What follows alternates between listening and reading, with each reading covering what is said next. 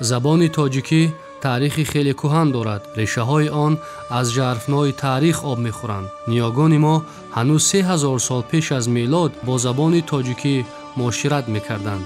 бозёфтҳои зиёди бостоншиносӣ далолат мекунанд, ки забони тоҷикӣ яке аз забонҳои қадимаи дунё ва забони дорои хат мебошад. бо ин забон ҳазорон нухбагони илму адаби тоҷик сухан гуфта, бузургиву ҳашмати онро ситоиш карданд. ёдгориҳои хаттии пурарзиши адабии Динкард, дарахти асурик, ёдгори Зарирон, Худойнома, Бундахишн, ки таърихи хеле кӯҳан доранд, бар ин гуфтаҳо гувоҳанд. онҳо дар баробари қимати баланди таърихӣ доштан ҳамзамон далелҳои раднопазире ҳастанд дар мавриди шинохти забони тоҷикӣ ва тамаддуни кӯҳани тоҷикон. инсон бо истифодаи забон ва тафаккур худро аз умқи таърих ба имрӯзи рушду тараққӣ расонид ва забон дар ҳаёти ҳар як халқу миллат бисёр нақши муҳим ва нақши калидӣ дорад. дар дунё зиёда аз 5500 забон ҳаст ва тавре олимон мегӯянд, ҳар сари чанд вақт як забон аз байн меравад. ва мо медонем, ки дар тӯли таърих бисёр забонҳо аз байн рафтанд, халқиятҳо аз байн рафтанд. вале хушбахтона забони тоҷикӣ, забони миллати тоҷик дар асрҳои дуру дароз сарфи назар аз ҳар гуна маҳрумиятҳо, аз ҳар гуна фишорҳо худро ба имрӯзи саодатбор, ба имрӯзи истиқлоли давлатии тоҷикистон расонид. забони тоҷикӣ яке аз қадимтарин забонҳои дунёст, ки дар радифи бузургтарин ва нахустин забонҳои соҳибхату соҳибкитоби ҷаҳон қарор дорад. маншаи ҳамин забон, манбаи пайдоиш ва макони пайдоиши ҳамин забонро метавон аз харитаи таърихии Осиёи Миёна ва хусусан ҳудуди имрӯзаи Тоҷикистон ҷустуҷӯ кард. дар ҳазорсолаи севуми пеш аз милод дар ин минтақа қавмҳои ориёӣ ворид шуданд ва ин минтақаро муҳити зисти худ интихоб карданд. баъдан бар пояи забони ориёии бостон лаҳҷаҳои навине дар ин минтақа густариш ёфтанд. дар давраи шоҳони ҳахоманишӣ ин забон соҳиби хат мешавад, соҳиби суннати хатӣ мешавад ва навиштаҳои гуногунеро, ки ба хати мехӣ дар минтақаҳои гуногуни ҳамун аншан ё музофоти парса то ба имрӯз боқӣ монданд. аз он метавон пайдо кард, ки ин хат дар аҳди шоҳони ҳахоманишӣ густариши хеле зиёде доштааст ва ба ин хат на танҳо саргузашти шоҳони ҳахоманишӣ, балки инчунин маводи гуногуни хусусияти ҳам ҳуқуқӣ ва ҳам хоҷагидорӣ дошта пайдо шуданд ва то ба имрӯз маҳфуз монданд. ва бар пояи ҳамин мавод мо метавонем дар бораи сохтори забони қадимии мардуми тоҷик ҳукм ронем. гузаштагонамон ҳамеша бо ин забон инсониятро ба худшиносӣ ва аз байн бурдани хурофоту зиёдаравӣ даъват намуда, зиндагии бидуни олоишро талқин карданд. аз ин бармеояд, ки забони тоҷикӣ забони ростон, забони ростӣ, покӣ ва забони дилҳост. забони давлатӣ дар баробари ин ҳамчун як падидаи фарҳанги миллӣ буда, барои ҳифзи фарҳанги миллӣ ва инкишофи ояндаи он, шинос намудани ин фарҳанг дар сатҳи байналмилалӣ низ аҳамияти калон дорад.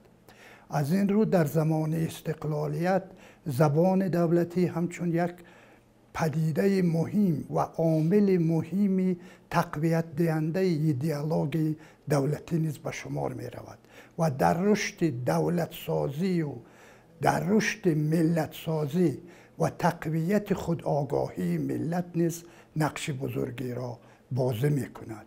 زبان دولتی همچون یک وسیله مهمی وطن پرستی نیز به حساب می رود، زیرا توسط زبان دولتی خودآگاهی ملی، تقویت وطن پرستی و پیش از همه به نهاد هر یک فرد جامعه رساندن اون ارزش‌های مهم ملی، محض زبان دولتی در این مورد نقش بسیار بزرگی را بازی می کند.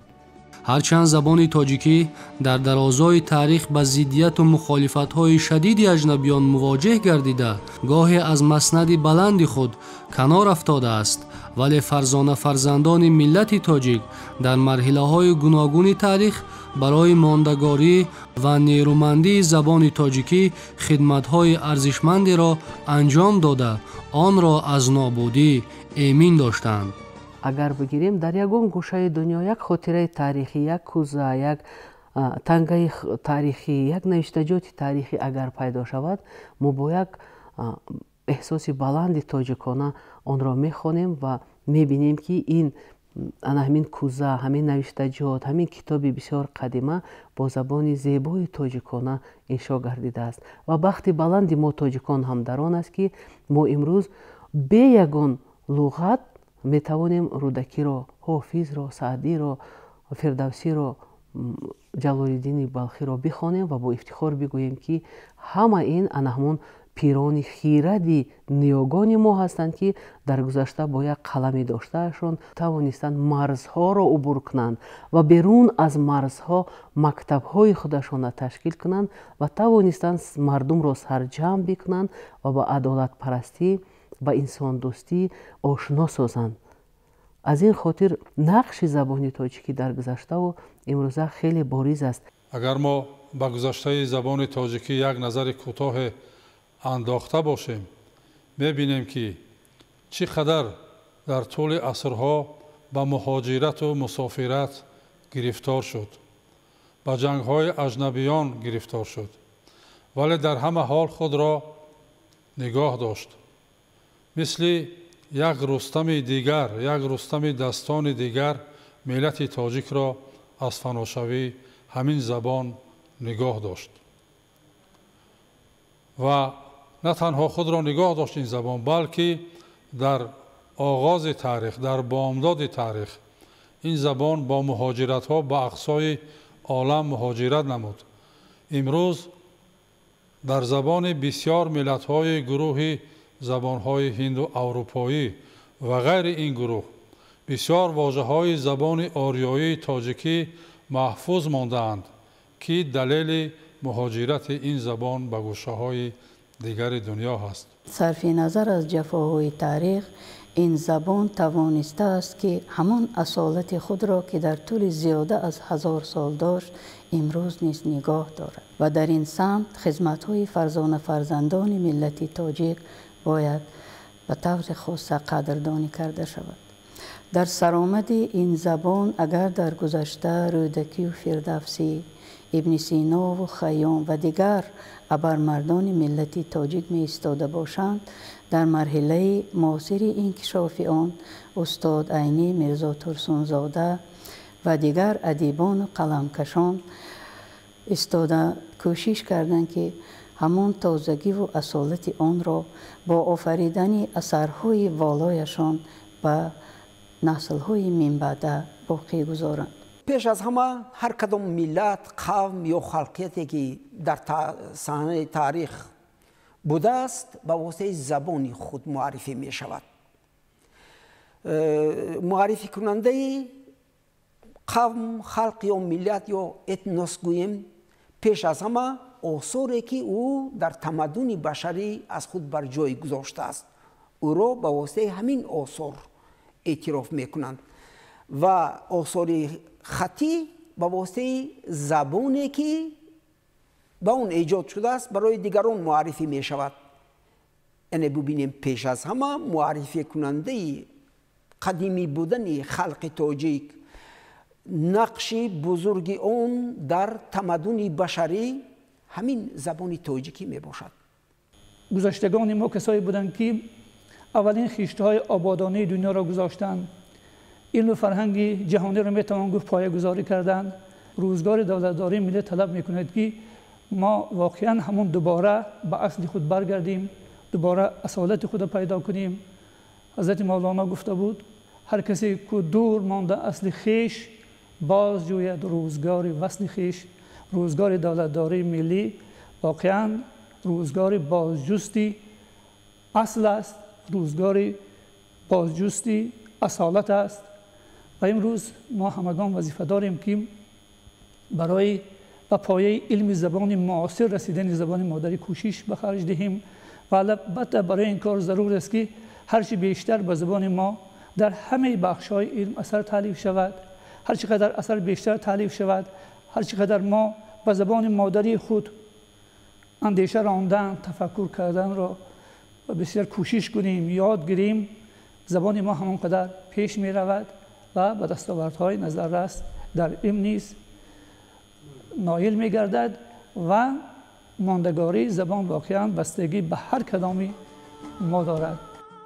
زبان تاجیکی در زمان سلطنت خاندان سامانیان از توجه مخصوص بهره‌ور گردید و به زبان رسمی کارگزاری دولتداری ملی تاجیکان در دولت سامانیان تبدیل یافت. عمر نوین خود را این زبان در حدود ماوراءالنهر، در حدود فرارو، در حدود آسیای میانه پیدا کرد و در دوران سامانیان این زبان به حدی والای تشکل خود رسید و به صورت زبان ادبی ثابت، زبان ادبی که دارای ساختار خاصی خود می باشد در همین دوران تشکل یافت. گرچند شروع شده بود زنده شوی یا احیای این زبان هنوز در دوره شاهان پیش از سامانیان، یعنی در دوره شاهان صفاری که نخستین شعر تاجیکی سروده شد. در دوره سامانیان این زبان همچون زبانی رسمی دولتداری سامانیان به کار می رفت. برای کاربردیان در تمام ساحه‌های دیگر زندگی شرایط تاریخی فراهم آورد، یعنی زمینه خیلی خوبه برای تشکل اون همچون زبانی ادبی که در تمام ساحه‌های زندگی جامعه، در زندگی معنوی جامعه کاربرد داشت، شرایط مهیا شد. ببینیم با این زبان چی آثار ادبی چی منظوم و چی منثور و همچنین آثار علمی، تاریخی، آثار گوناگون خصوصیت معنوی و فرهنگی داشته تهیه شده، ایجاد شدند. بزرگترین کتاب‌هایی که به زبان‌های دیگر تالیف شده بودند با این زبان ترجمه گشتند. زبان تاجیکی از امتحانات سخت و سنگین تاریخ سربلندانه گذشت و هستی ملت تاجیک را در مسیر تاریخ که خیلی پرپیچ و تاب و گاه خونین و گاه رنگین و شکوفان است تأمین نمود. محض با همین دلیل اساسگزار صلح و وحدت ملی، پیشوای ملت، پرزیدنت جمهوری تاجیکستان محترم امام علی رحمان در آثار خود به این نکته که زبان ملت هستی ملت است بارها تأکید کردند. زبان سرمایه معنوی، ذهنی، فرهنگی ملت است و این ذخایر معنوی رو ملت ما طول هزار ساله ها تا به امروز حفظ نگاه داشته و رسانده است. باید بگوییم که زبان ما تاریخ بیش از 2500 ساله دارد و در طول تاریخ جبر و فشار محدودیت های زیاد را کشیده است، اما با وجود این فشارها زبان ما هیچگاه به زانو نزده بود. زبان دوران هخامنشی از راه 4 پیش از میلاد تا آخرین شواهد عصر 1 پیش از میلاد قریب 2 قرن آثار باقی نماند و علتش همون تاخت‌وتازهای اسکندر مقدونی بود که محققان این 2 عصر غیبت زبان رو حلقه گم شده یا حلقه تاریک گفتند. عصرهای 7 و 9 زبان از صحنه سیاست دور موند و این دو عصر را محققان دو قرن سکوت گفتند. اما این زبان در عرصه بزرگتر و نیرومندتر باقی ماند که آن در گویش مردمی خراسان ما و راهنورد بزرگ باقی مانده بود و اون امروز و تا به امروز این زبان اصالت خود را نگاه داشته است. بر علا حس کردن ممکن است که در طول تاریخ محض زبان ملت ما را نگاه داشته است. از این قدر جبر و ظلم و تجاهم و از این قدر آفتهای زیادی که در گذشته به سر مردم ما آوردن و بار کردن و نیت داشتن که به نابودی رسانند، در لحظه های حساس ترین همین زبان باز هم هسته ما را نگاه داشته است، ملت را زنده نگاه داشته است. محض همین زبان است که ملت پایدار مانده است. از آریایی ها اثرهای بسیار جاودانه به یادگار مانده‌اند که یکی از آنها اوستا می باشد و طوری که عالمان معین کردند، همچنین پیشوای معظم ملت در کتابشان نگاه به تاریخ و تمدن آریایی ذکر کردند. ریگویدا در سرزمین های آسیای میانه تدوین شده است و امتیاز تاجیکان در آن است که این اثرها در این منطقه تدوین شدند، ایجاد شدند و زبان تاجیکی از اون دوران خیلی کهن مثل یک رودی پرغلیان از قله کوه با پیچ و تاب به سوی وادی ها حرکت کرده بسیار سرزمین ها و باغ ها را سرشار و آبشار گردانید. با زبانی ناب و شیوا و شاعرانه و توانای تاجیکی، نیاگان تاجیکان با آفریدن اثرهای گوناگون حجم و فرزندان پیشگام در رشته‌های گوناگون علم در تشکل تمدن بشری سهمی ارزشمند گذاشتند. زبان تاجیکی برای ملت تاجیک زبانی سرنوشت ساز است و تاریخ کهن تاجیکان را بازگو می‌کند. با این منظور پرزیدنت جمهوری تاجیکستان محترم امام علی رحمان تاکید کردند که تنها زبان است که در همه دور و زمان تاریخ واقعی و راسخ ملت را در حافظه خود نگه می‌دارد. زبان مادری ما زبان شیرین و شیوا و شاعرانه تاجیکی که دانش و معرفت در طول هزار سالها اندوخته مردم را در خود نگاه داشته است، گویاترین دلیل هستی و مقام حیات بخش آن در سرنوشت تاریخی ملت ما به حساب می رود.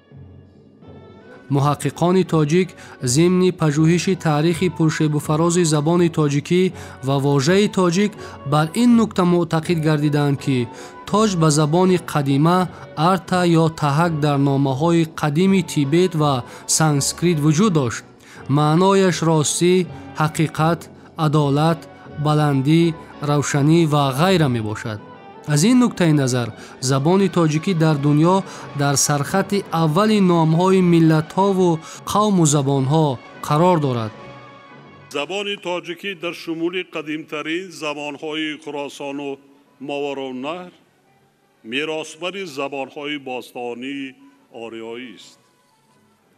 عالمان و دانشمندان سطح جهانی اعتراف کردند که در تاریخ تمدن بشر تاجیکان همچون خلق آریایی نژاد یکی از ملت‌های قدیمترین و زبان مادری ما یعنی زبان تاجیکی از جمله زبان‌های باستانی سیاره به حساب می‌روند و در این خصوص هزاران تحقیقات علمی انجام داده شده است. زبان تاجیکی در جهان یکی از پرقدرت‌ترین و قدیمترین زبان‌های دنیا به حساب می‌رود. محض زبان دولتی در شکلگیری و تشکل خودآگاهی ملی خلق تاجیک و دیگر اقوام آریایی نقش بزرگی را بازیده است. یکی از متفکران بزرگ اروپا گیگل گفته است که مفهوم ملت و دولت هنوز در بین اقوام گوناگون آریایی پیدا شده بود که در اروپا دایر به این مسئله معلومات وجود نداشت. محض زبان تاجیکی همچون یک زبان پرقدرت توانست که خلق تاجیک را همچون یک خلق خودآگاه تمدن آفر در عرصه بین المللی معرفی نماید.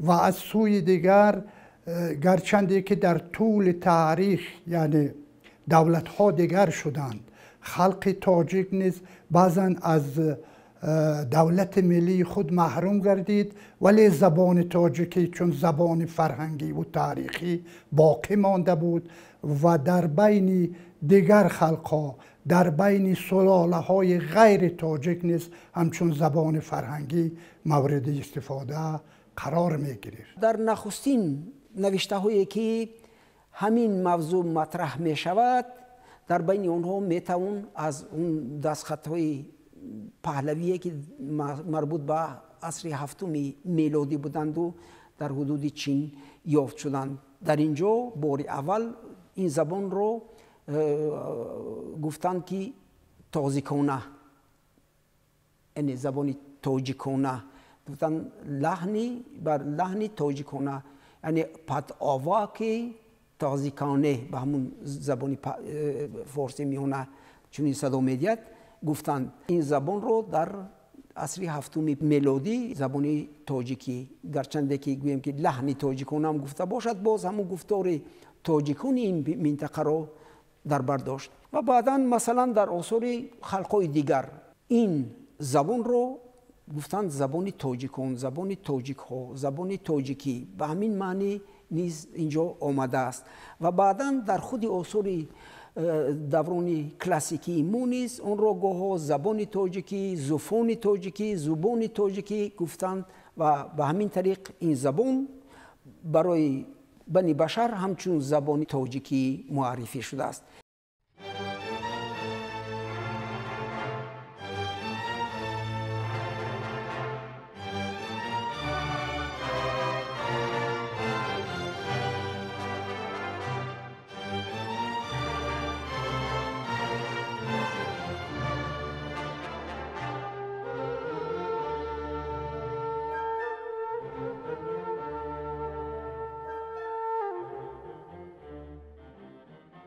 در دوره حمله اسکندر مقدونی و کشورکشایی و لشکرکشی های او این زبان مدت از استفاده افتاد. پس از به سر قدرت آمدن شاهان ساسانی این زبان باز از نو احیا گردید و به صورت خطی زبان کتابی در همین دوره باز از نو تشکل یافت. آثار خیلی زیاد تا به امروز به ما رسیده است. کتاب های گوناگونه که هم علم های زمانه و هم عموما طرف های گوناگونی معنویات جامعه همون زمان را در خود انعکاس میکردند تألیف گشتند.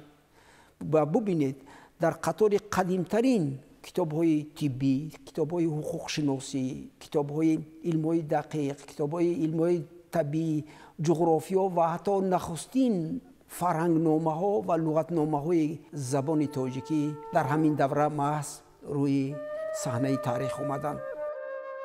پس از آن که اسکندر مغرور از سر همهمه و دمدمه های جهانگیری کتاب مقدس مردمان آریایی تبار اوستا را سوزاند و زبان تاجیکی را نیست کردن خواست و بعد از آن زبان مادری ما تاجیکی در خانه تار تاریخ در حالت رکود و بسرپناه ماند و بعد چندین هزار سال وارث آن آل سامان گردید، ولی بعد 100 سال دولتداری به شکست رفت و زبان تاجیکی، زبان مادری ملت تاجیک، باز حدود 1000 سال دیگر از دوره سامانیان به پشت و پناه ماند. با وجود این همه جبر تاریخ به بخت ملت تاجیک زبان تاجیک тоҷикӣ то имрӯз ба мо соҳибони аслии забон омада расид ва дар замони соҳибистиқлолӣ вориси арзандаи худро дар симои асосгузори сулҳу ваҳдати миллӣ пешвои миллат президенти ҷумҳурии Тоҷикистон муҳтарам Эмомалӣ Раҳмон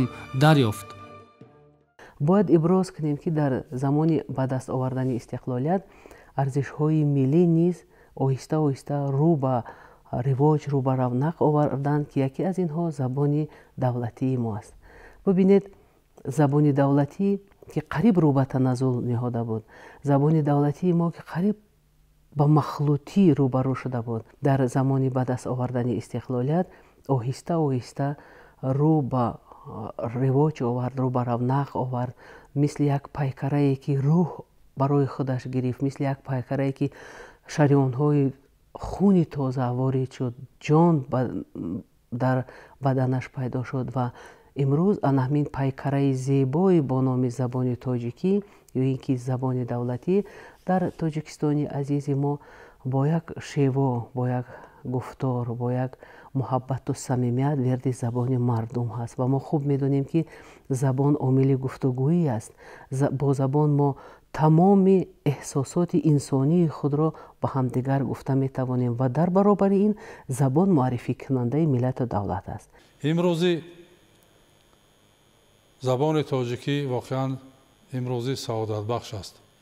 фикр мекунам дар ҳеҷ давру замоне барои рушду инкишофи забони тоҷик чунин заминаи мусоид фароҳам наомада буд ва имрӯз вазифаи ҳар яки мо, вазифаи аҳли ҷомеаи кишвар он аст ки забонро тоза нигоҳ дорем, поку беолоиш нигоҳ дошта бошем ва дар ин росто, дар ин самт хидматҳои барҷастаи пешвои маъзами миллат хеле бузург ҳастанд ки ҳамеша барои рушду инкишофи забони тоҷикӣ, барои тозаву озода нигоҳ доштани он саъю талош мекунанд ва заминаҳо фароҳам меоваранд ва худшон низ як асари мондагоре доранд бо номи забони миллат, ҳастии миллат ки тамоми ҷанбаҳои забонро фаро гирифтааст. дар бораи паҳлӯҳои таърихӣ, раванди таърихӣ, ҷараёни инкишоф ва имрӯзи забони тоҷикӣ бисёр мақолаҳо ва нуктаҳои ҷолибе дар ин китоб зикр шудаанд. ҳамчунон ки асосгузори сулҳу ваҳдати миллӣ, пешвои миллат, президенти маҳбуби кишварамон муҳтарам Эмомалӣ Раҳмон забони тоҷикиро васф намуданд, забони ширину шево ва шоиронаи тоҷикӣ дар даврони соҳибистиқлолӣ мақому манзалати шӯҳратёреро касб намуд. дар даврони соҳибистиқлолӣ тавсия ёфтани забони тоҷикӣ дар ҳама соҳаҳо намоён аст. мо медонем ки забони тоҷикӣ мо имрӯз мақоми давлатиро касб намудааст. истиқлоли миллӣ барои забони тоҷикӣ ва ҷойгоҳи ӯ дар ҷомеаи Тоҷикистон манзараи наверо боз кард. яъне барои ояндаи инкишофи забони тоҷикӣ дарвозаҳои ҷадидеро боз кард. акнун забони тоҷикӣ воқеан ҳам забони давлатии ҷумҳурии Тоҷикистон шуд. бо таваҷҷӯҳ ба ҳамин нукта баъдан қонуни ҷумҳурии Тоҷикистон дар бораи забони давлатии ҷумҳурии Тоҷикистон ба тасвиб расид ки мана ҳамин вазъи забони тоҷикиро дар даврони истиқлол инъикос менамуд. забони тоҷикӣ акнун бар тамоми қишрҳои зиндагии ҷомеаи ҷумҳурии Тоҷикистон роҳ ёфт ва дар баробари ҳамин вазифаҳои наве дар пешорӯи забони тоҷикӣ ҳамчун забони давлатии ҷумҳурии Тоҷикистон гузошта шуд. ин пеш аз ҳама қудрати ифода кардани тамоми истилоҳот ва мафҳумҳо ва вожагони соҳаҳои гуногуни зиндагиро бояд ин забон дошта бошад. برای اینکه زبان علم باشد باید اصطلاحات ملی علمی تاجیکی داشته باشیم که زبان تاجیکی تواند فرض کردیم در علم‌های دقیق، در علم‌های جامعه شناسی و یا در علم‌های طبیعت شناسی راه یابد و همون وظیفه مهمی را که باید زبان علم باشد ادا کرده تواند. ببینید کاملا اکنون فضای نو برای رشد زبان تاجیکی در دوران استقلال پیدا شد. مسئله زبان مسئله حیاتی و مماتی هر یک ملت به شمار می آید. زبان مادری ما زبان تاجیکی محض در دوره به استقلالیت دولتی رسیدن ما اصالت اصلی خود کسب کرد، اصالت اصلی خود پیدا کرد که این البته و رهبری سیاسی ما و پیشوای معظم ما پرزیدنت محبوب ما امام علی رحمان ارتباط دارد. با شرافت سیاست خردمندانه و فرهنگ پرورانه پیشوای معظم ملت پرزیدنت جمهوری تاجیکستان محترم امام علی رحمان برای رشد زبان تاجیکی همچون زبان دولتی در زمان استقلال شرایط مساعد فراهم آمد.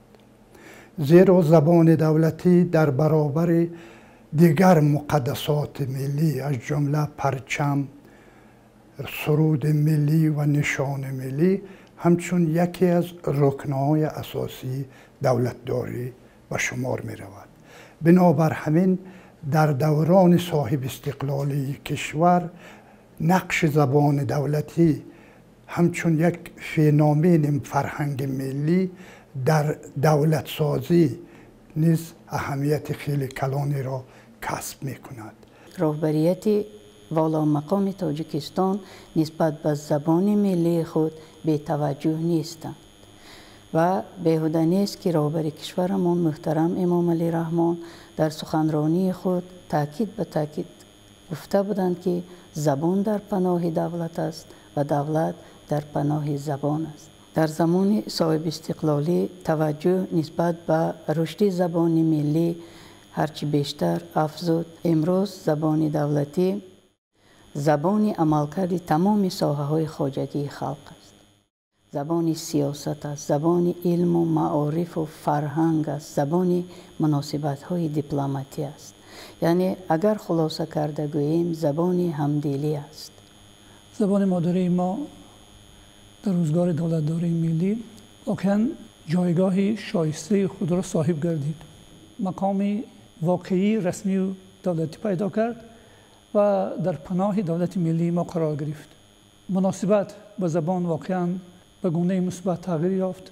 زبان مطبوعات، زبان اثرهای بدیعی میتوان گفت خیلی رشد کرد. نقشه و آیزه هایی که در کشور ما بودند کاملا سیمای ملی گرفتند، سیمای تاجیکانه گرفتند.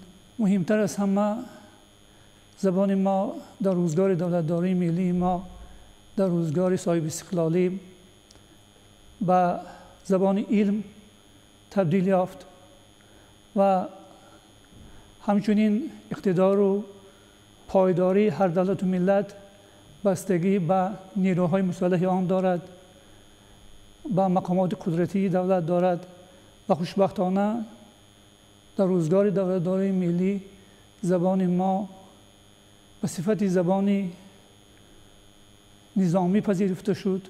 یعنی امروز همه گونه رسمیات و مشق‌های نظامی به زبان مادری ما انجام داده می‌شود که واقعاً جای خوشحالی است. مسیر سرنوشت ملت تاجیک به مثل راه در درازای تاریخ طی کرده زبان تاجیکی پرشیب و فراز است. زبان ملی آینه پرجلوی تاریخ، جهانی معنوی و خیرت و معرفت هر یک خلق و ملت به شمار می رود.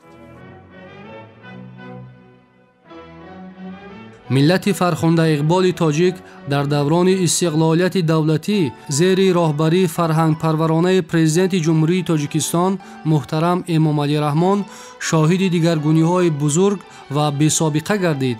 این تغییرات و شکوهگیری‌های فر و فرهنگ تاجیکان در زمان میسر گردید که ملت تاجیک اکنون با رأی و اراده خود سرنوشت خود را اختیار کرد و از میان چنگ و دوده تاریخ چون الماس درخشید. در این مرحله به رشد زبان ناب تاجیکی اعتبار و توجه مخصوص ظاهر کرده شد.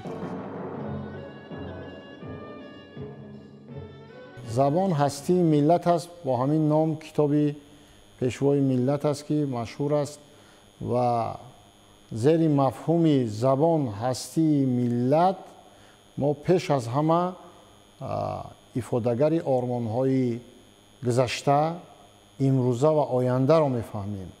یعنی در گذشته ما زبان نقشی بسیار مهم داشت.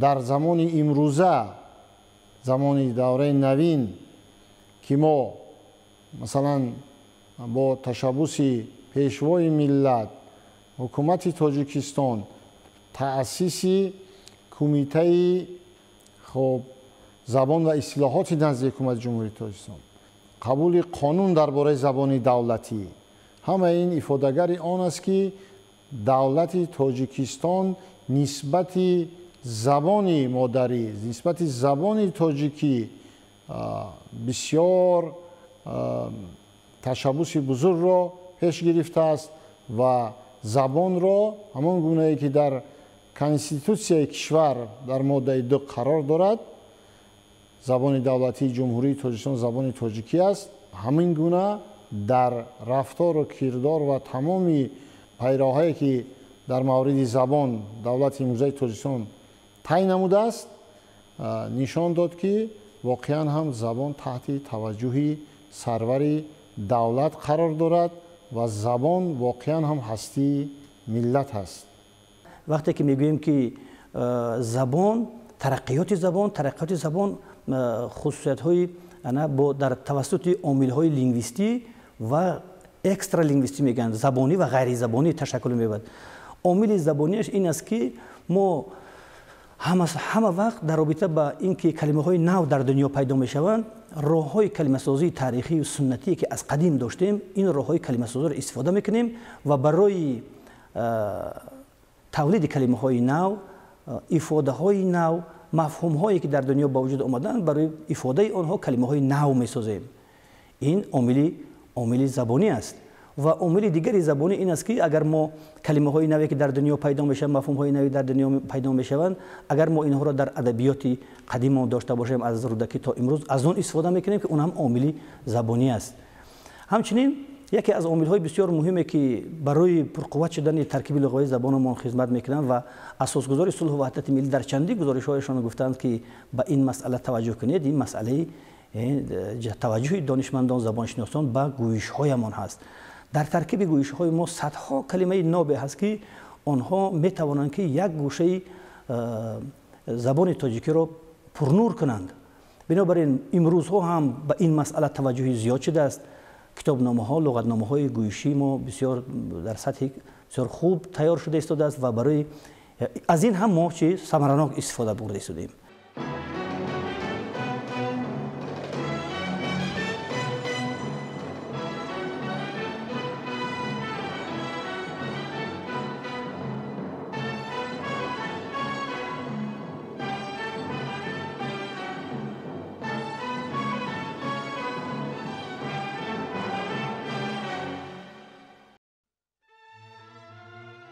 استقلالیت دولتی، زبان، مادر، وطن، فرهنگ و تمدن کهن بنیاد حلقه های وصل می باشند که ما را به سوی وحدت و یگانگی و متحدی و سرجمعی ملت راهنمایی می سازند. از این رو هر کدام آنها برای ما از مقدسات انسانی و ایمانی به شمار می روند. تأکید می کنند پرزیدنت جمهوری تاجیکستان محترم امامعلی رحمان. من همین زبان забони тоҷикӣ буд ки тамоми осори фарҳанги мо дар асрҳои миёна ба ҳамин забон эҷод шудааст. бубинед, забони тоҷикӣ на фақат худаш инкишоф ёфту тамоми соҳаҳои зиндагӣ, тамоми сатҳҳои маънавии ҳаёти ҷомеаи даврони худро дар худ муҷассам намуд ва ҳамчун воситаи ифодаи онҳо, воситаи баёни тамоми дастовардҳои илмию фарҳангие ки доштем гардид, балки барои ташаккули бисёре аз забонҳои миллию адабии қавму халқҳои дигар он мусоидат намуд. ба ёд биёрем, мана ҳамун хате ки дар аҳди сосониён ба кор бурда мешуд барои забони тоҷикии миёна, мана бар пояи ҳамин хат тамоми хатҳои дигаре ки дар минтақа ҳастанд ташаккул ёфтанд.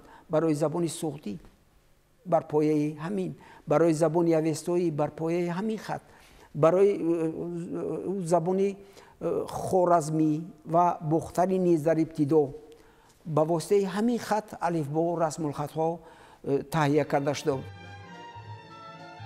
нахустин музаффарият дар шинохти рисолати забон дар замони соҳибистиқлолӣ ин буд ки дар заминаи пажӯҳишу таҳқиқот ва таҷрибаи таърихӣ миллати тоҷик забонро ҳамчун воситаи асосии ҳамбастагӣ шинохт ва бар ин рисолати забон эътимод басту онро гиромӣ дошт. бо назардошти чунин рисолати сарнавиштсоз доштани забон соли 1996 президенти ҷумҳурии тоҷикистон муҳтарам эмомалӣ раҳмон зимни суханронии худ ба муносибати рӯзи забон масъалаи таҳия ва ба тасвиб расонидани қоидаҳои имлои забони тоҷикиро хеле муҳим ва чораи бетаъхир дар пойдории забони тоҷикӣ дар марҳилаи нави рушди давлатдории миллӣ арзёбӣ намуд. ҳамин тавр бо қарори ҳукумати ҷумҳурии тоҷикистон 3 сентябри соли 1998 имлои забони тоҷикӣ дар таҳрири нав қабул гардид. забони имрӯзаи тифлони моро, забони имрӯзаи мактаббачаҳои моро, забони имрӯзаи донишҷӯёни моро ба андаке таърихи гузаштаи начандон дур муқоиса кунем, ба натиҷае расидан мумкин аст ки забони модарии мо, забони давлатии мо баъди ана ҳамин мақом пайдо кардану мақоми давлатӣ гирифтан, забона мо воқеан ҳам як шукӯҳ, як шаҳомати дигар пайдо кард. ин ҳамин ба тозагӣ мо аз озмуни ҷумҳуриявӣ фуруғи субҳи доноӣ дар давраи вилоятӣ дар минтақаи хатлон будем, шаҳри Кӯлобу шаҳри Бохтар будем. вақте ки толибилмони шурӯъ карда аз синфҳои 3 то донишҷӯёну магистрантҳою ва намояндагони касбу корҳои гуногун баромада бо ҳамин забони шево андешашонро баён мекунанд, аз забони ана ҳамин толибилмон вақте ки шеър мешунавем ва вақте ки ин қадар бурро, ин қадар беолоиш бо ҳамин забон такаллум мекунанд, воқеан ҳам боиси дилгармӣ аст. воқеан ҳам одам ба хулосае мебиёяд ки забони мо дар давраи соҳиби истиқлолӣ мо шукӯҳу шаҳомати худаша пайдо карда тавонист. асосгузори сулҳу ваҳдати миллӣ, пешвои миллат, президенти ҷумҳурии тоҷикистон муҳтарам эмомалӣ раҳмон зимни суханрониҳо ва паёмҳои ҳарсола дар бобати устувор гардонидани забони тоҷикӣ ҳамчун забони давлатӣ диққати махсус равона карда барои татбиқи сиёсати давлатӣ дар соҳаи забон ба ҳукумати мамлакат дастуру супоришҳои мушаххас медиҳанд.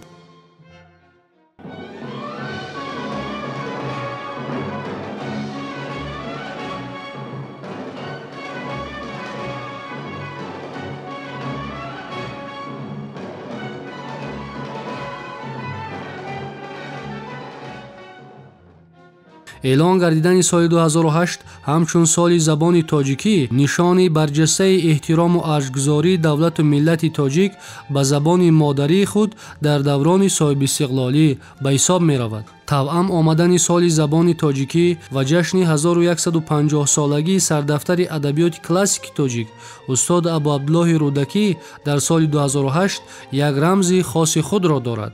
اگر زبان شیوا و شیردار تاجیکی در طول تاریخ تشکل پذیرفته تا روزگار استاد ابو عبدالله رودکی رسیده باشد، استاد ابو عبدالله رودکی با اشعار جاویدانه و رنگین خود به زبان تاجیکی عمر دوباره بخشید و از آن به بعد در برابر عباره‌های سره چون زبان ناب، زبان روان و راهنواز، زبان دلچسب، عباره‌های زبان شعر و شاعران عالمگیر همراه گردیدند که بی‌محابا از نفوذ تاریخی زبان تاجیکی و دور نایاب بودن آن شهادت می‌دهند. اساسگزار صلح و وحدت ملی، پیشوای ملت، پرزیدنت جمهوری تاجیکستان محترم امامعلی رحمان به این معنی چنین اظهار داشتند: زبان شعر رودکی زبانی معیار و زبانی ادبی ماست که آن را با گذشت قریب 12 عصر ما امروز نیز استفاده میبریم و با شعر رودکی هر روز سخن میگوییم.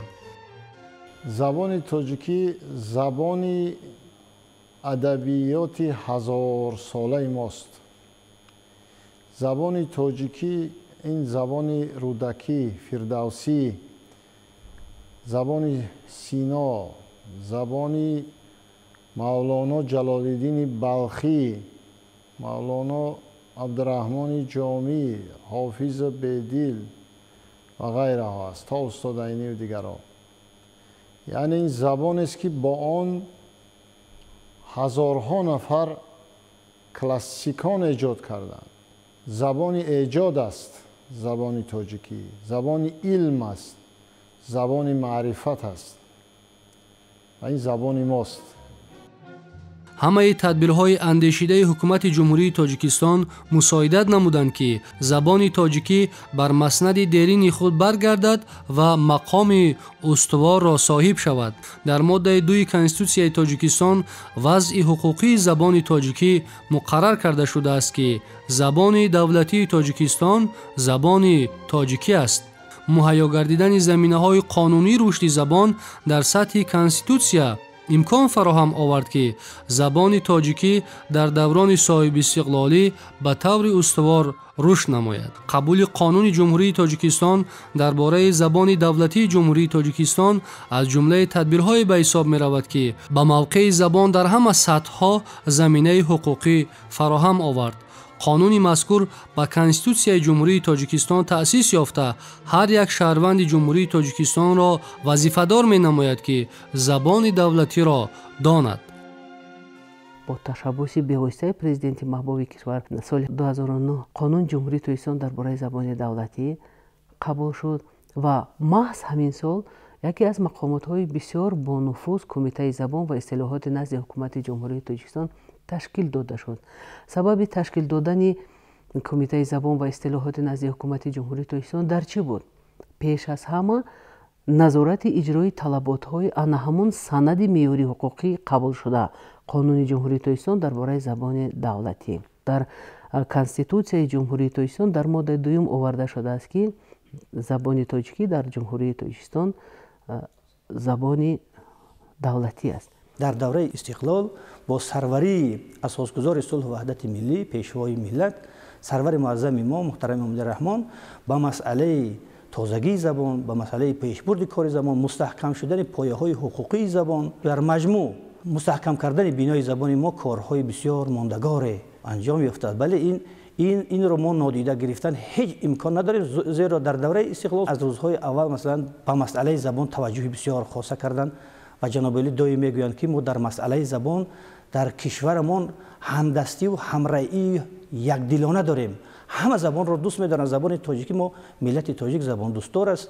ما همه زبان را دوست می‌داریم. برای پیاده کردن زبان در همه ساحات این یک برای تنظیم حقوقی داشتنشان قانون جمهوری تاجیکستان درباره زبان دولتی قبول شد. مخصوصا قانونی که سال 2009 با پیشنهاد اساسگزار صلح و وحدت ملی تصدیق و قبول شده است، این قانون بهترین است که تا امروز بندهای این قانون حالا هم پابرجا است. ما از او استفاده میکنیم و برای پیشبرد حیات سیاسی و معنوی و فکری ما این قانون خدمت کرده است. در اساس همین قانون و در اساس کانستیتوسیون جمهوری تاجیکستان باز دیگر سندهای معیاری حقوقی با سروری اساسگذار صلح و وحدت ملی به تنظیم درآورده شده، تصدیق شده است که آنها هم در پیشبرد کار زبان مساعدت میکنند. وقتی که با قانون جمهوری تاجیکستان درباره زبان دولتی توجه میکنید، سیاست انسان پرورانه رهبریت ما را برالو احساس میکنید. هرچند زبان رسمی تاجیکستان زبان دولتی است، برای آنهایی که زبانشان تاجیکی نیست، یعنی نمایندگان ملت‌های دیگر هستند، امکان آزادانه با زبان خود معاشرت کردن داده شده است. در پرتو هدایت‌های پیشوای معظم ملت محترم امام علی رحمان تشکیل نمودن کمیته زبان و اصطلاحات نزد حکومت جمهوری تاجیکستان در زمان صاحب استقلالی در سمت تطبیق سیاست دولتی در ساحه زبان از جمله چاره‌های مؤثر محسوب می‌شود. کمیته زبان و اصطلاحات نزد حکومت جمهوری تاجیکستان رسما تطبیق کننده سیاست دولتی زبان در جمهوری تاجیکستان به حساب می‌رود. نهاد تشکیل شد که این نهاد کمیسیه تطبیق قانون زبان بود. این با رهبری اساسگذار صلح و وحدت ملی سال 1995 تأسیس شد.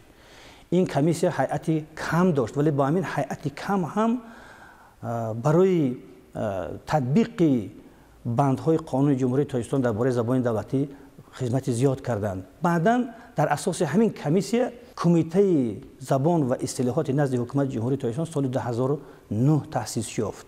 یعنی کمیته زبان و اصطلاحات سیاست دولتی زبان را تنظیم میکند و برای پیشبرد و برای تطبیق قانون جمهوری تاجیکستان درباره زبان دولتی برنامه‌ها و دیگر سندهای معیاری حقوقی که در جمهوری تاجیکستان قبول می شود، این کمیته سعی و تلاش دارد.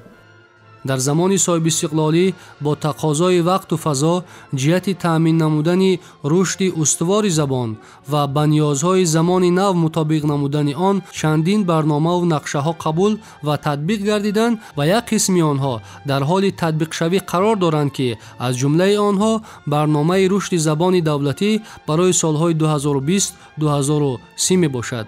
مقصد برنامه مذکور در بندهای قسم مقررات عمومی آن درج گردیده است. از جمله گفته شده است که برنامه مقررات کانستیتوسیون جمهوری تاجیکستان، قانون جمهوری تاجیکستان درباره زبان دولتی جمهوری تاجیکستان و دیگر سندهای معیاری حقوقی را تطبیق نموده به تشکل زبان علم، رشد اصطلاحات تخصصی، تهیه دستورها، احیای نامهای ملی، محلهای اهالی نشین و موضعهای جغرافی مساعدت می نماید.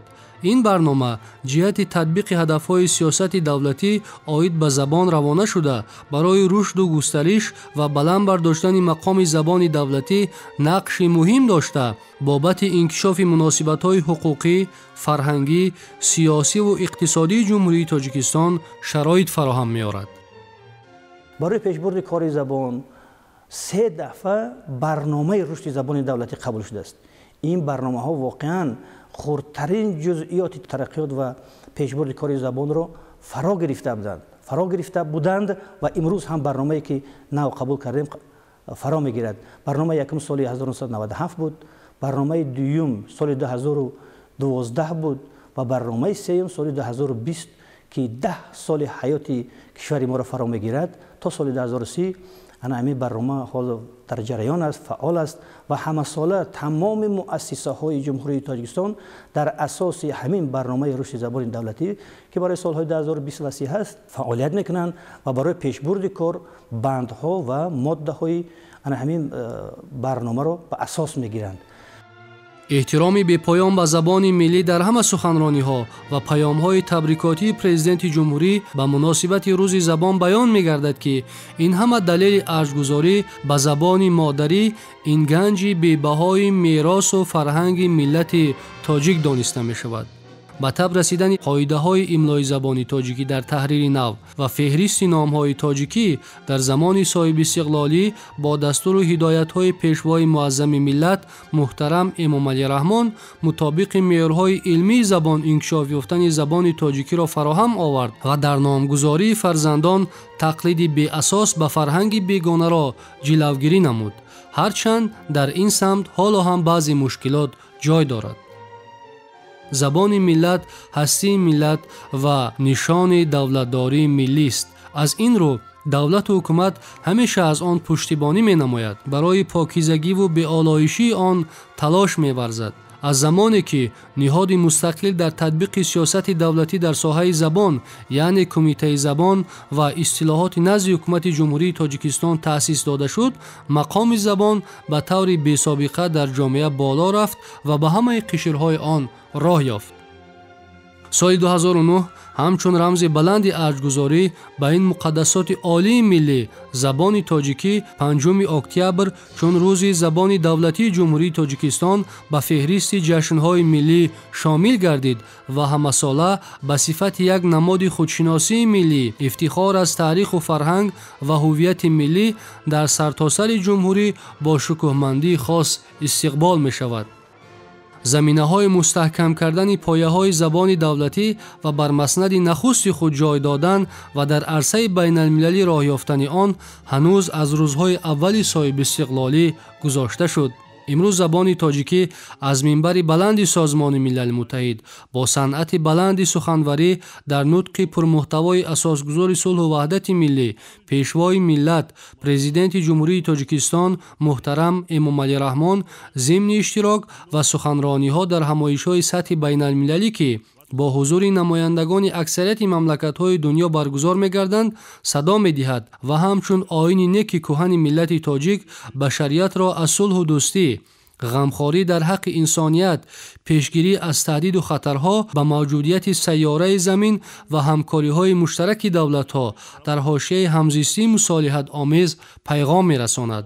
بی‌محابا ملت صلح دوست و سازنده بودن ملت تاجیک در طبیعت زبان مادری ما تاجیکان بر اعلی تجسم می شود و آثار نیاگانمان سرشار همین غایه های بلند انسان دوستی است. رسیدن به همه هدف های موافقه شده ما تنها با راه های همدیگر فهمی، هم آهنگسازی، هم گرایی و تحملگرایی امکان دارد. در این راستا میخواهم از مصرع‌های شاعر، نویسنده و متفکر معروف تاجیک و فارس سعدی شیرازی که به موضوع همایش امروزه ما و تطبیق نقشه‌های ذکر شده موافق و مناسبند یادآور شوم. بنی آدم اعضای یکدیگرند که در آفرینش ز یک گهورند. چو عضو به درد آورد روزگار، دیگر عضوها را نماند قرار. در شرایط جهانی شوی و با سرعت ترقی کردن علم و تکنیک، حمایت از زبان و تأمین توانمندی آن همچون زبان علم و تکنولوژی از هر دوره دیگری تاریخی ضرورت بیشتر دارد، چون که قفامانی زبان از پیشرفت زمانه اقتدار زبان را ضعیف گردانیده عاقبت به خطرهای غیر چشم داشت گرفتار میکند. ما امروز واقعا نیاز داریم به زبان علم و خوشبختانه در قانون جمهوری تاجیکستان درباره زبان دولتی که 5 اکتبر سال 2009 به تصویب رسید، زبان تاجیکی در قلمرو تاجیکستان زبان علم اعلان شده است و البته زبان ما سابقه بیشتر از 1000 ساله علم دارد و ما آثار زیادی علمی داریم. بخصوص 2 دانشمند ملی ما، ابو علی سینا و ابو ریحان بیرونی که ما به نزدیکی 1050 سالگی زادروز این فرزند بزرگی ملتمان را تجلیل خواهیم کرد. ابو علی سینا با تالیف دانشنامه یا دانشنامه علایی و ابو ریحان بیرونی با تالیف کتاب التفهیم میتوان گفت به زبان مادری ما در جاده علم شیوه راهگردی آموختند. روزگار دولتداری ملی طلب میکند که ما به زبان مادری خود اثر ایجاد کنیم و برای همپای زمان قدم به قدم با زمان پیش رفتن زبان ما کوشش کنیم و ماندگاری زبان هم در روزگار امروزه بستگی به آن دارد که زبان چگونه نیازهای علم را میبرد و مهم آن است که زبان ما در این روزگار زبان علم باشد.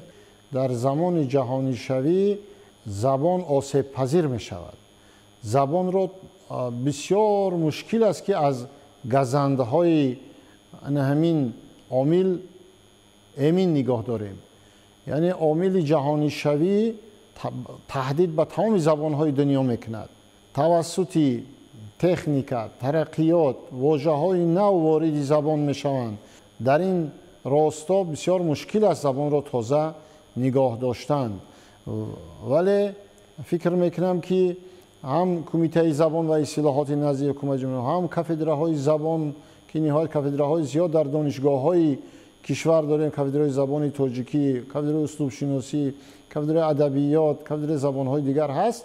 بسیار همه اینها باید سهم داشته باشند در تازگی زبان. هر نفری که فرض کردیم وای راهبر کارخانه است یا مثلا شخصی عادی است حتما باید بکوشد برای تازگی زبان. بسیار مشکل است اما ترجمه موافق، ترجمه نشانرس یافته واژه ها را تاجیکی کنانیدن این عمل خیر است برای آنکه ما زبانمون را از گزندهای جهانی نوین، از جهانی شوی امین نگاه داریم. بسیاری واژه ها را ترجمه می باید کرد. روزگاری به اصطلاح جهانی شدن مشکلات هم دارد. اگر برای قوم‌های روزگار سرنوشت ساز باشد، برای قوم‌های میتوان گفت روزگار سرنوشت سوز است و در این روزگار حتی قوم و ملت‌های صاحب تمدن دنیای هم نمیتوانند از شر روندهای امروز ایمن باشند. برای این مهم است که ما اصالت زبان مادری خود را نگه داریم و کوشش کنیم که زبان ما در همه جنبه ها بخصوص در بخش کاربرد تکنولوژی نو مورد استفاده قرار بگیرد و در علم هم و دستاوردهای نظررس نایل آید. بخصوص که در تاجیکستان سالهای 2020 و 2040 با تشبث پیشوای معظم ملت سالهای رشد علمهای دقیق ریاضی و تکنیک اعلان شده است. ما باید کوشش کنیم که بخصوص در همین بخش ها، در بخش های ریاضی، تکنیکی، علم زبان ما دایره گسترش بیشتر پیدا کنه و ماندگاری زبان هم بستگی به کاربرد آن در همین بخش ها دارد. وظیفه مقدس هر یک صاحب زبان است که زبان تاجیکی را دوست دارد، پاک و بی‌آلایش نگاه دارد. رسالت ما وارثان این زبان ریشه‌دار و شیره‌دار و تمدنی بزرگ در شرایط گفتگوی تمدن‌ها و برخورد منفعت‌ها این است که با عزم و تلاش، وقار و شکوه و فداکاری‌ها در راه وطنداری به جهانیان ثابت سازیم که ما تاجیکان وارثان اصلی زبان شیوا و خوشاهنگ تاجیکی هستیم و همیشه با بصیرت بلند و دلیری و شجاعت ارثی در حفظ ننگ و نام ملت و دولت خود سعی و تلاش خواهیم کرد. معرفی کننده ملت و دولت زبان تاجیکی است و این همون پیکره زیبایی هست که ما باید برای زنده و پاینده نگاه داشتن این پیکره زیبا تلاش بورزیم. وظیفه اولین درجه خانوادگی تاجیکی ما در آن است که فرزندها پیش از همه به زبان مادری، به زبان تاجیکیشان رو بیارند. زیرا والتر گفته است که برای از خود کردن زبان خارجی 6 سال بس است، اما برای از خود کردن زبان مادری 1 عمر کمی میکند. چرا 1 عمر کمی میکند؟ برای آن که ما 1 عمر معرفی کننده ملت و دولت با همین زبان هستیم، با همین فرهنگ هستیم. از این خاطر 1 عمر برای ما بسنده نیست که ما توانیم این ملت و این فرهنگ را به جهانیان معرفی کنیم و пешвои муаззами миллат президенти маҳбуби кишвар даъват аз он доштанд ки аз тоҷикияти худатон ифтихор кунед, бо як муҳаббату самимият бигӯед ки тоҷик ҳастед. ин даъват аз он буд ки бо як муҳаббату самимият бо ифтихор бигӯед ки вориси забони модарӣ, забони тоҷикӣ ҳастед, вориси ин марзу бум ҳастед, номбардори гузаштагон ҳастед ва имрӯз метавонем мо ҳама сарҷам муаррификунандаи гузаштагонамон дар асри 21 бошем. ғамхорӣ дар ҳаққи забони давлатӣ ва инкишоф додани он аз ҷумлаи муҳимтарин падидаҳои муҳими сиёсати давлатӣ мебошад ки ҳар як фарди خودآگاه این ملت باید در این کار سهمی چشمگیر خود را گذاشته تواند. پیشوای ملتمان میگن که زبان ملی سیما و پیکر ملت است. این سیما باید زیبا و پیکر باید توانا باشد. ما برای زیباگی و پرقوتی و توانایی زبان زیر همین شعار و دعای سرور دولتمان امیدواریم که زبان سرسبز و خرم تا ابد باقی خواهد ماند. ایجادکاران زیادی دیگر ما در مورد زبان مادریشان، زبان تاجیکی اندیشه های جالب بیان کردند، شعرهای خیلی جالب بخشیدند و همه آنها بیانگری آن است که این زبان پرقیمت است، این زبان ارزشمند است و هر یک صاحب زبان قرضدار است، وظیفه‌دار است که انا همین قدر و قیمتی همین زبان را، اصالت همین زبان را که در دوره استقلالیت به یک پایه دیدنی و پایه محتشم رفته رسید نگاه داشته تواند. زبان، مادر و وطن در یک ردیف همچون ارزش مقدس اعتراف شده است. خوب میشد که امروز ما همین انهای نیک نیاگان خود را، غمخواری های حکومت جمهوری تاجیکستان را نسبت به زبان مادری یک با حس مسئولیت شناسی، خودشناسی و خودآگاهی احساس کنیم. در پهلوی راهبری با خرد خود ایستیم و چطوری که اون کس توانستند از یک منبری با نفوذ با زبان شیرین تاجیکی سخن گویند، ما نیز توانیم که آن را به یک مقام والا برداریم. برای این هر کدام ما باید خوب درک کنیم که این زبان تنها برای سازندگی است، برای آبادکاری است، نه برای سوزندگی است. و هنگام نامگذاری، هنگام تهیه رساله ها، هنگام محاکمه های رساله های نامزدی و یا سخنرانی در کنفرانس ها و سیمپوزیوم های با نفوذ، ما این زبان را باید به جهانیان درست معرفی کرده توانیم. امروز وظیفه هر یک زیایی، هر یک شهروند تاجیکستان آن است که برای رشد و تکامل زبان تاجیکی، برای پاک و به آلایش نگاه داشتن این زبان سعی و تلاش نماید. خاصه در این جریان خدمت اهل زیا ادیبان خیلی بزرگ است و فکر میکنم که آنها تا جای این رسالت خود را بر جای آورده ایستاده‌اند. می‌سزد که مصرع‌های شکوه‌بخش زبان تاجیکی و ملت تاجیک را که از جانب شاعر ممتاز و شهیر تاجیک بازار صابر ایجاد شدند شعار وردی زبانی خود قرار دهیم. در حد و سرحد شناسی جهان، سرحدی تاجیک زبانی تاجیک است.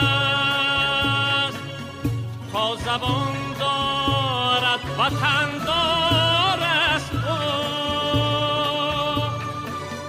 تا زبان دار است بسیار است، تا زبان دارد وطن دار است،